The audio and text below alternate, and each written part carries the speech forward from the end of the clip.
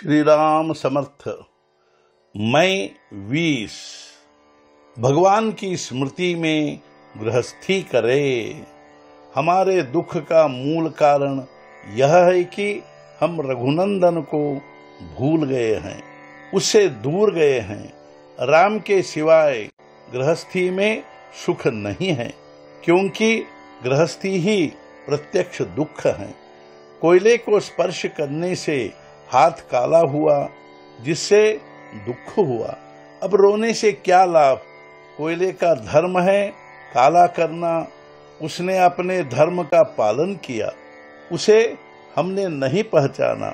उसी प्रकार गृहस्थी भी दुखदायक हुई, क्योंकि उसका धर्म है दुख देना।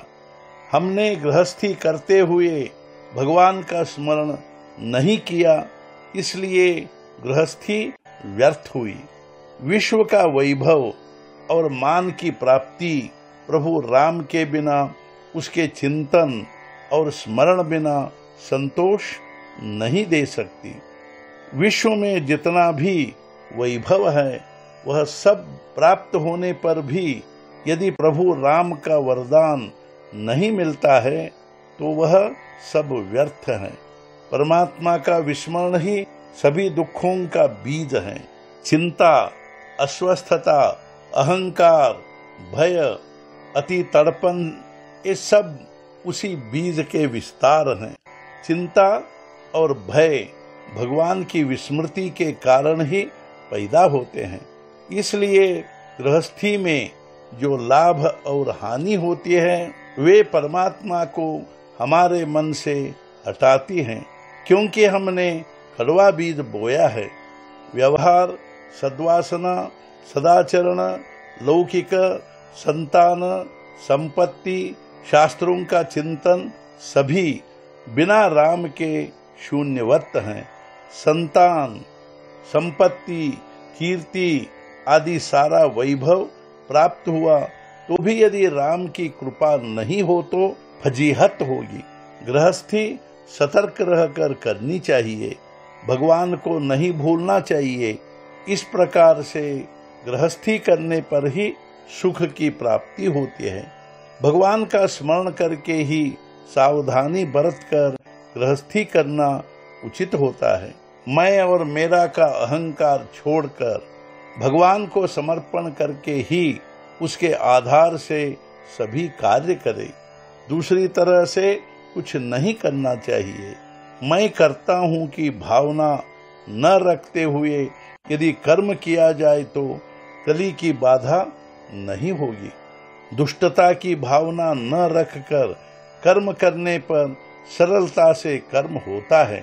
यदि दुष्टता की भावना के हम शिकार हो गए तो कली हमें जरूर सताएगा, वही सब का मालिक हो जाएगा। जहाँ कली प्रवेश करता है, वहाँ से राम मन से हट जाता है। भगवान का स्मरण करके ही सावधानी से गृहस्थी करे, यही गृहस्थी के लिए मुख्य साधन है। कर्ता मैं नहीं हूँ, कर्ता राम है, यह भावना रखकर व्यवहार करना चाहिए। राम के बिना भी मेरा हित होगा, ऐसा जो मानता है उसका घात हो जाता है। जब तक मैं ही सभी बातों का करता हूँ की भावना हृदय में होती है, तब तक हमारा मन राम के चरणों में लीन नहीं होता। अहंकार का त्याग करने पर ही सुख हमारे पीछे पीछे आएगा, ऐसा विश्वास हो। जिसने राम को सब समर्पित कर दिया, वहाँ अहंकार का अस्तित्व ही नहीं रहता। यदि राम ही को हम सभी बातों कार्यों का कर्ता माने, तो जो भी बुरा होता है उसका उत्तरदायित्व हम पर नहीं होगा। हम क्यों पाप के धनी बने? इस विश्व में राम की सेवा के सिवाय और कोई साथ नहीं है। अतः राम के अनन्य शरण हो जाना ही दुख दूर करने का सर्वोत्तम साधन है। जो मन से भगवान का हो जाता है, मानो उसका जन्म अत्यधिक सफल है।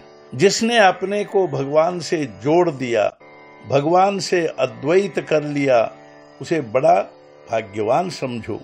जिसने अपनी देह भगवान को समर्पित कर दी उसका जीवन धन्य है। आज का मुख्य विचार, भगवान का करे अखंड नाम स्मरण, वह दूर करेगा दुख का कारण। सद्गुरुनाथ महाराज की जय। जय जय रघुवीर समर्थ।